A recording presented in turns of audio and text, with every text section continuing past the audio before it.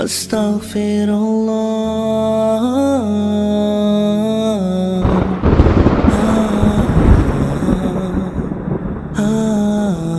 Darwin تو اس سے بڑی بڑی چیزوں کو کیا بارے میں کیا کہتا ہے؟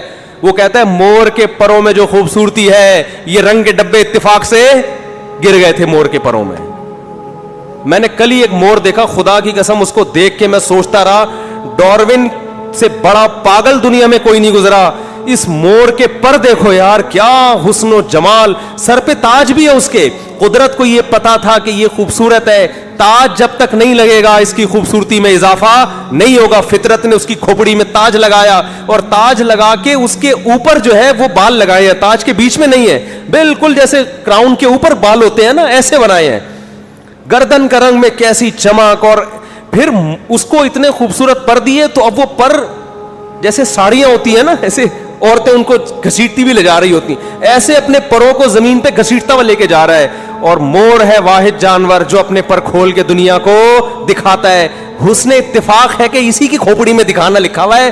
گدھا شو نہیں مارتا, گدھے اسٹائل, گدھے کو دیکھا کبھی ناز و نخرے دکھا رہا ہو, اسٹائل پوز بنا بنا کے.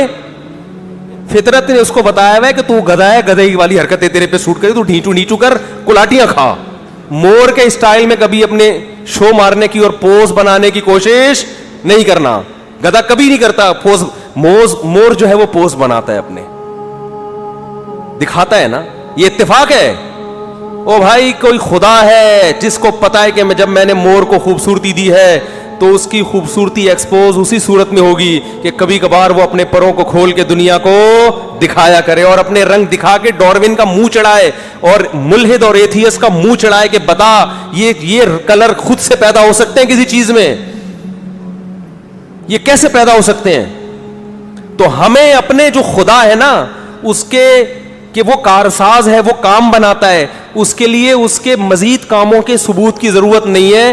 اتنے کام اس نے کر کے دکھا دیے ہیں کہ وہ تبھی قرآن اپنے کام جو اللہ نے کیے ہیں نا انہیں نشانیوں کے طور پہ دکھاتا ہے. ان فی خلق السماوات والارض واختلاف اللیل والنہار لآیات لأولی الالباب. اگر کوئی ہندو ہم سے پوچھے کہ ہمارا بھگوان کچھ نہیں کر پاتا, تمہارا کیا کرتا ہے, ہم کہیں گے جو کچھ کیا ہے کس نے کیا ہے, ہمارے والے نے کیا ہے, کیونکہ ہم نے تو نہیں کیا, اور دوسری کوئی مخلوق ہے بھی نہیں جو کرنے والی, تو کس پر کون کر رہا ہے پھر؟ وہ خدا ہے جو ہمیں نظر نہیں آتا, جس نے کتابیں نازل کی, جس نے پیغمبروں کو بھیج کے اپنا تعارف کروایا. تو اتنا کچھ کر چکا ہے. اس نے مور بنایا, اس نے خربوزے بنائے, اس نے انسانوں کو بنایا. آنکھ, الم نجعل لہ عینین. قرآن کہہ رہا ہے کہ ہندو تم سے پوچھے کہ تمہارے بھگوان نے کیا کیا, تو اس کو بولو الم نجعل لہ عینین, کیا میں نے تیری دو آنکھیں نہیں بنائی؟ ولسانا وشفتین, یہ زبان جس سے تو بول رہا ہے چکھ رہا ہے یہ میں نے نہیں بنائی, تو کس نے بنائی ہے؟ یہ خود بخود بن گئی. وشفتین, ہونٹ, یہ کس نے بنایا ہے؟ کیا ایسی ایڈجسٹمنٹ ہے. زبان کا کام بولنا بھی ہے, چکھنا بھی ہے, اور ایسے آلات. ایک گوشت کا ٹکڑا ہے, میٹھے کا بھی اندازہ لگا لے گا, کڑوے کا بھی اندازہ لگا لے گا, گرم کا بھی, ٹھنڈے کا بھی, خوشبو نہیں پتا چلے گی. ناک میں ایسے آلات لگا دیے, وہ میٹھا گرم ٹھنڈا نہیں بتائے گی, وہ فوراً سونگھ کے بتا دے گی بدبودار ہے یا خوشبودار. آنکھ گرم ٹھنڈا یا بدبو خوشبو نہیں بتائے گی, وہ کلر دیکھ کے بتائے گی آنکھ کہ کلر کیسا ہے اس کا. کان آواز سن کے بتائیں گے یہ کیسا سنتا ہے, کچھ اور نہیں کر سکتے.